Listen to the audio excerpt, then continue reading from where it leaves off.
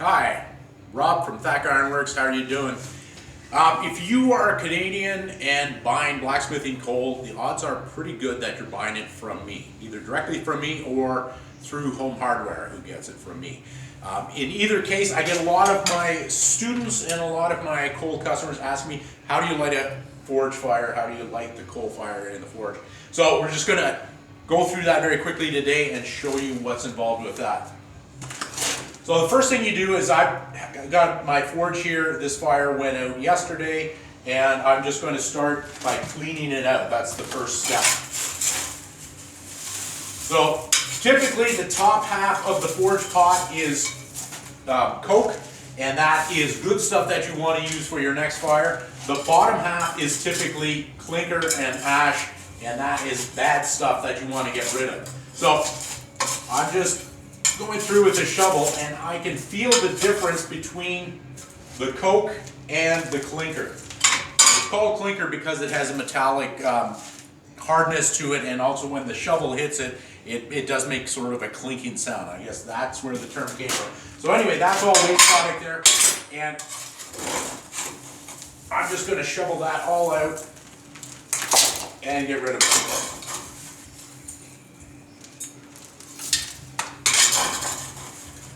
So the blacksmithing coal I use comes from Virginia, Pennsylvania area. In North America, that's really the only place where this type of coal has formed, and it is the most ideal stuff for doing blacksmithing. And the type of coal we are using is a soft coal. Bituminous is the term. Typically, there is soft coal and hard coal. Hard coal is typically anthracite. Soft coal is called bituminous. So that is the type of coal that we're using. Coal is formed from plant material from millions of years ago. In a swamp, trees, plant material, whatever, fall down, and they are covered by sediment and put under pressure before that they can decay in the normal sense of the word. So over millions of years they become peat moss under the heat and compression, and then from peat moss they become lignite, which is like very green crappy coal, and then from there over longer time and longer compression will become either hard or soft coal. So that is basically the progression. It's a fossil fuel. And say what you want about fossil fuels, they're a pollutant, but you can't get a bigger bang for your buck as far as getting energy out pound for pound. They have the biggest kick. So that's why coal and petroleum, that's why the 20th century was dominated by those fuels. It's just a cheap way to get a lot of energy. Okay, so I've got my forge pot cleaned out here, and I've got a clinker breaker here, and I've got an ash dump down here. So just kick all those, get them cleared out. So now my air passage is totally clear. I'm ready to light a fire. So I'm using newspaper to light the coke. And you're probably wondering, I keep talking about coke and coal, and you may be wondering, what's the difference? What are you talking about? I'll get to that momentarily. So you want to take a few pieces of newspaper and then roll them up into a tight little ball. And then I pull out the bottom, get a little strand there, and you get sort of a jellyfish kind of shape.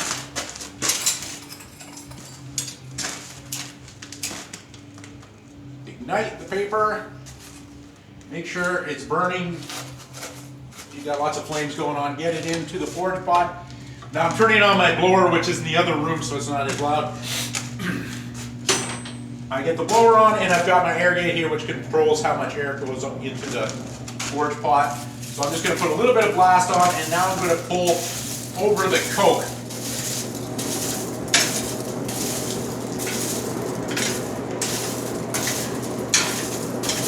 So once I've got enough coke over top of the paper to hold it down, then I turn the blast up pretty much to full.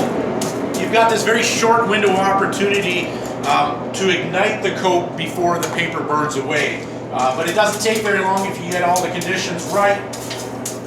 So I'm just going to pack down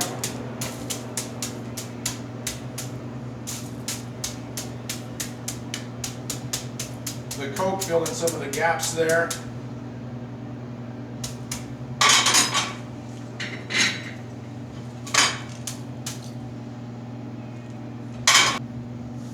And the fire is ignited. Just give that a few minutes now to get up to heat, and we're ready to go. Okay, 2 minutes have elapsed, and you can see we're basically up to temperature. Now at this point, I'm going to start adding green coal. And what that means is fresh coal, and we keep it in water. I'll explain why in a moment.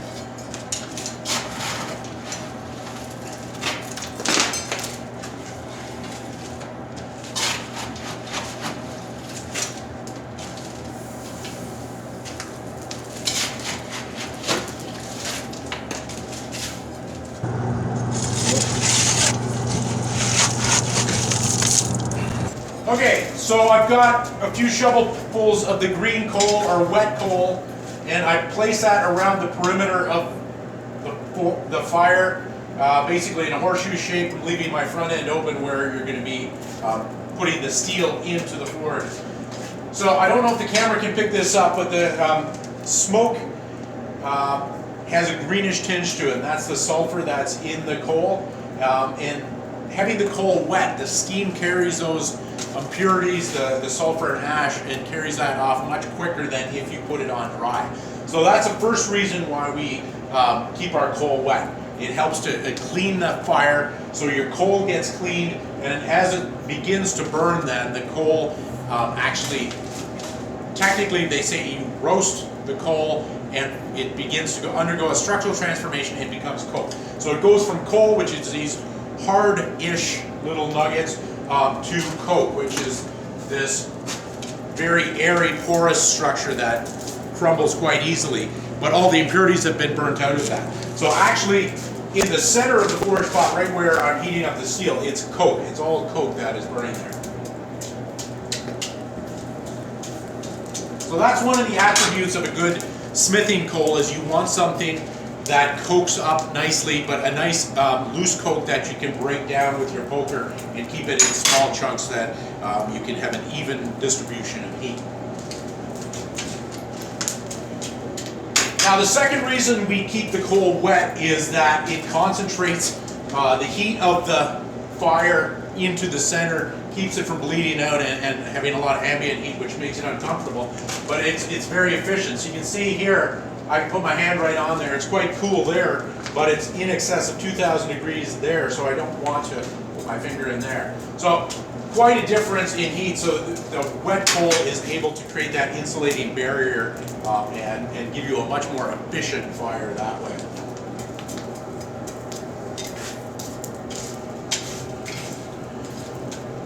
So because of the structure of a coal forge like this, you've got air coming up from the bottom.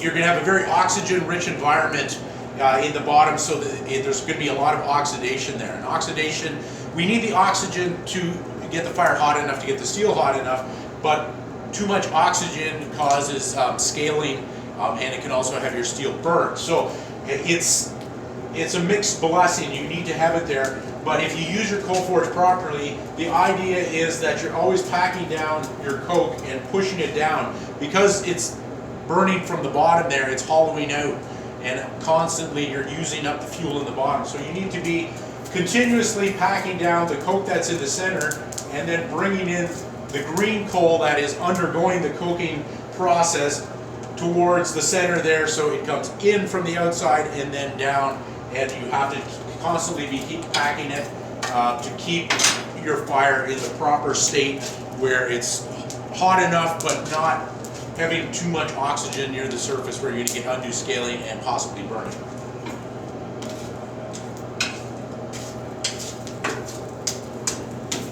So there I am, ready to forge. I can heat up a piece of steel now. I hope you found this video helpful. If you have any other questions, you just leave them in the comments below. And I always take for granted, I've been doing this for 30 years, I know how to do a coal fire, but there might be some things that I'm overlooking. So if you have questions, just let me know. I'll see you next time. Thanks.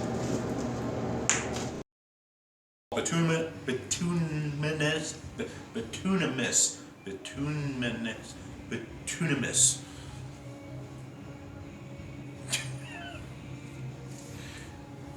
cut that. No, I'm gonna leave it in.